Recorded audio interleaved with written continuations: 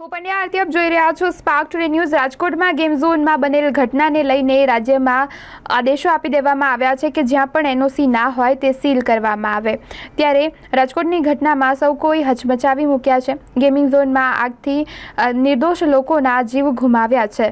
ત્યારે જો વાત કરવામાં આવે દાહોદની, તો મામલતદારની ટીમે વિવિધ ટીમો બનાવી।